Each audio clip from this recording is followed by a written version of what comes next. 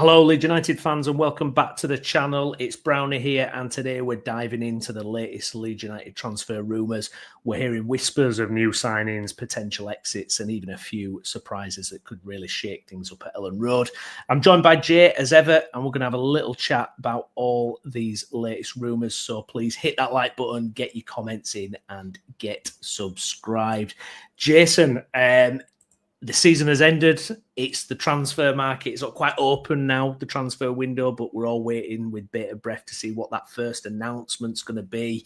But the first player I want to get to is someone who's already been on our books, if only in a loan capacity, Manu Solomon. Now, this is the name that everybody's talking about. Obviously, a fantastic loan spell with Leeds United last season. We know this guy can step up to the Premier League as long as he keeps fit.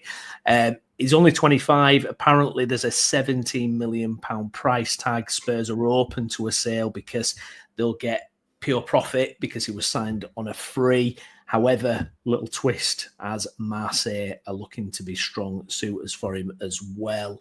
It's one of those kind of horrible potential Ben White situations, albeit a little bit different, where, you know, you've fallen in love with the loan player, you want to sign him up, you're back in the Premier League, but there's a few obstacles. How are you feeling about it, Jason? Do you think we're going to get this one done?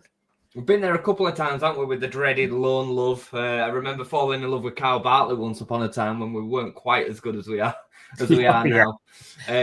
Manu Solomon, yeah, I mean, not bad for a player that weren't good enough to start games for Leeds United. Is now being linked with teams in the Champions League. So, yeah, it just goes to show what fans know, doesn't it, about anything. But, yeah, I mean, look, I was pretty confident on the back of the season that we would get Manu Solomon over the line.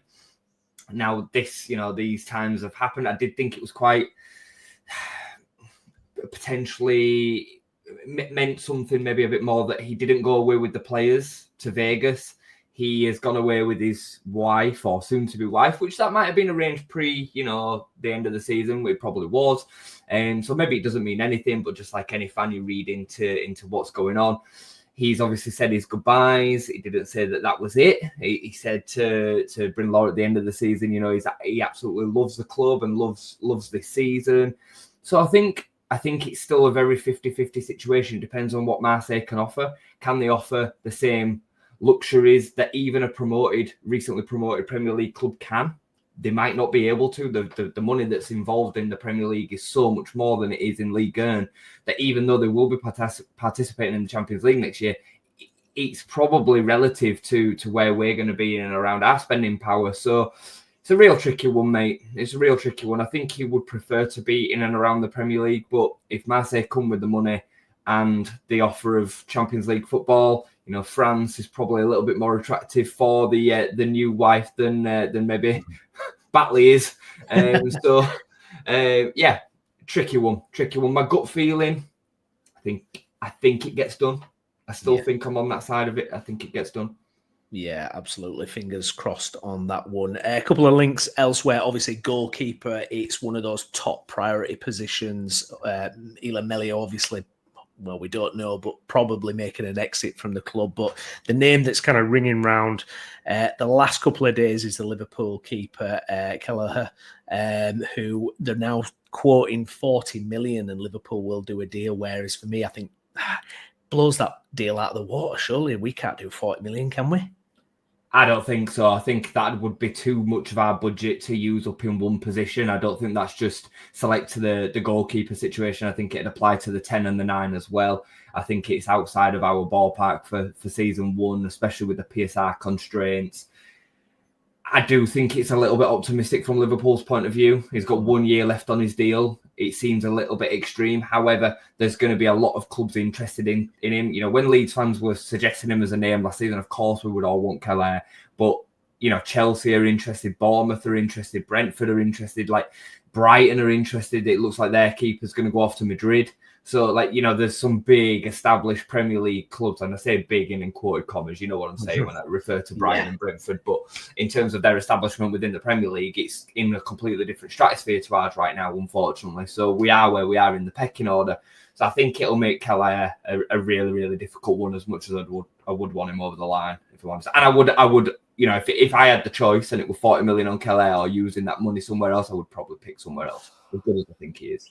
Yeah, I agree with that one. Staying on Merseyside, links at the end of last week came through about Everton striker Beto.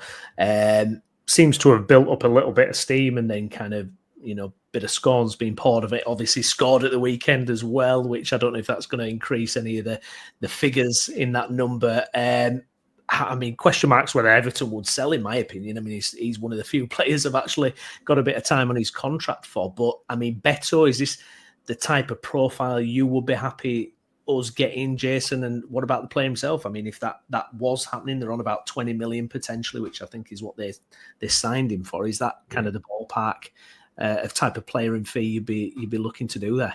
I think the profile type is spot on, if I'm honest. I think it's clear that Joe Perreault is going to be in and around the squad next season. I think he will start games, come off the bench. I don't think he'll be starting every week, but I definitely think he'll be expected to be playing minutes in that 9 role.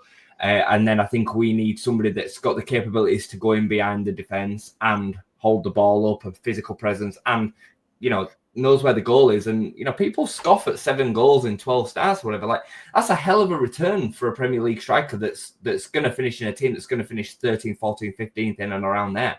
It's a hell of a return. My concern with Beto would be his injury record. He seems to not be fully fit, and this doesn't just go this season. Last season was the same. He had spells off the pitch at Udinese as well. It's a bit of a cult hero over there, which is an interesting one. That I like him. I think it'd be a really, really good signing. I don't see it happening, though, for the reasons that you just mentioned. Everton are going to be in a season of transition anyway, and they're going to be seeing a lot of players leave due to contracts ending, including Dominic Calvert-Lewin. So I can't imagine a world in which then they would be happy selling Beto even to Leeds United, who, you know, arguably we could be in the same battle next season. Everton might be gearing for finishing 14th, 15th next season while they have another year of transition. So I just don't see it happening, while I like the player and the profile, you know. Yeah, absolutely. Indeed. Last name we're going to look at today as well, James McAtee, the Man City midfielder, that number 10, that clever player, 22 years of age. I mean, he's going to have a lot of suitors, Jason. We know this guy's talent. You know, he's been in England, you know, youth squads. And obviously, if you're getting any minutes for Man City, you must be a hell of a player. Is this, again, the type of profile you're looking to? I mean, what do you make of that? Is it realistic for a newly promoted team, do you think, to snag someone like McAtee? Seems like we've been linked with him forever. Like we've been linked with him pretty much every window. And last season we were linked with him again in the summer. Man City said they were going to give him game time, and he ended up only playing 1 Premier League minute this year, which seems a real disappointment on the back of his loan at Sheffield United. You know, he's had good time in the Championship. So I can really see this one happening. I think it makes a lot of sense. And I could imagine maybe a loan to another Premier League team, a team that are obviously not going to be competing with City, would make a lot of sense for Man City as well. You know, to see that how he can develop. Can he play at Premier League level week in, week out? Yes, he can. Well, he comes back into the side, or they increase his value to sell him on. And if he can't, well, then they've explored the option with his progression and his development, and they release him or sell him for the money that they can get at the time. So I think it's a deal that makes a lot of sense. Local too. You know, he wouldn't have to move. You know, all these kind of things matter. Manchester City can keep a close eye on his progression. He can still pop back into Manchester City training ground, all that kind of stuff as well. So I can really see that one happening, and I think he'd suit us. I think he'd suit us as a profile for sure. Fantastic. Great stuff. Well, that's it for today's transfer roundup. If you've got thoughts or rumours we missed, drop them in the comments, but make sure to like, subscribe and hit the bell so you never miss an episode of the West Yorkshire Football Show. I've been Stephen Brown, and with me has been Jason Booker. Thank you, Jason. And cheers for watching. Bye-bye.